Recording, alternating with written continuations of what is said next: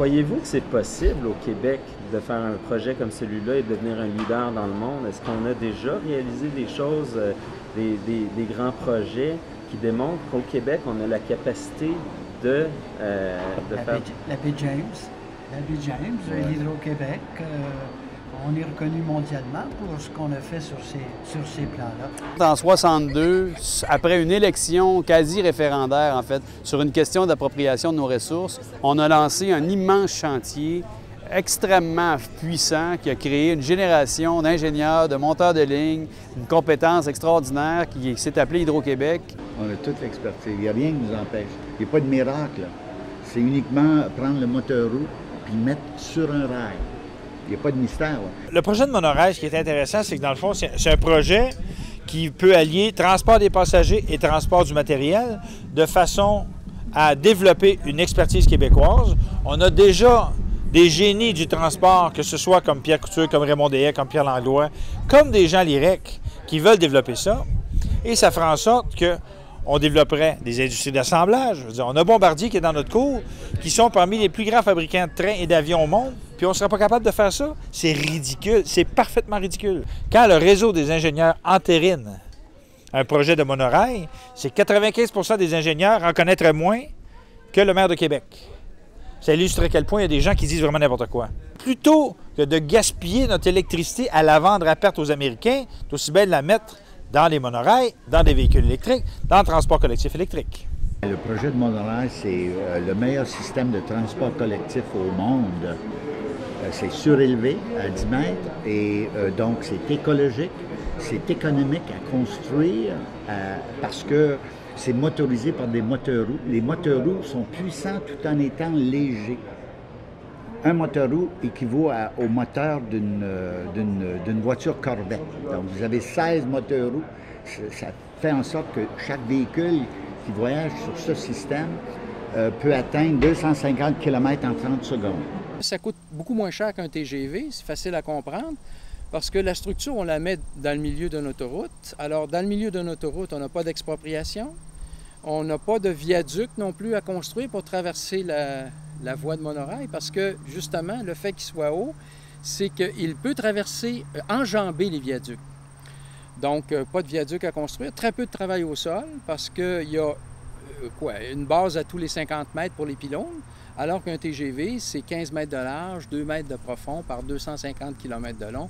Il faut aplanir parce qu'un train, ça ne monte pas les côtes, tandis qu'un monorail, lui, comme il y a des pneus sur un rail, il y a plus de friction, donc il peut suivre les côtes d'une autoroute, ce qu'un train ne pourrait pas faire. Obama, lui, a mis plusieurs milliards pour essayer d'avoir un TGV entre Boston, New York, Washington. Puis ça, ce projet-là coûte 72 millions du kilomètre.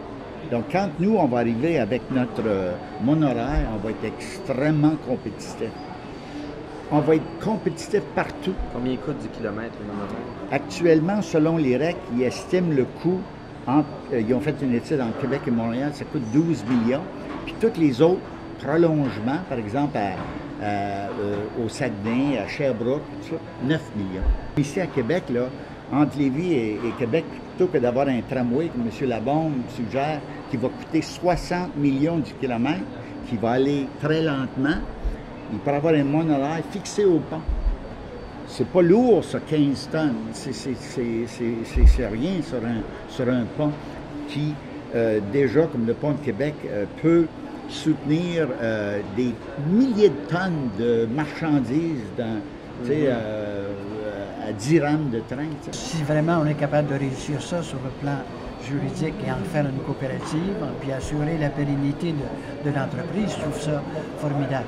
Quant à la technologie, là, je me fie à ceux qui l'ont examiné, qui est une technologie exceptionnelle, qui reste à peaufiner, qui reste à établir le banc d'essai, puis il y a du travail à faire quand même. Hein?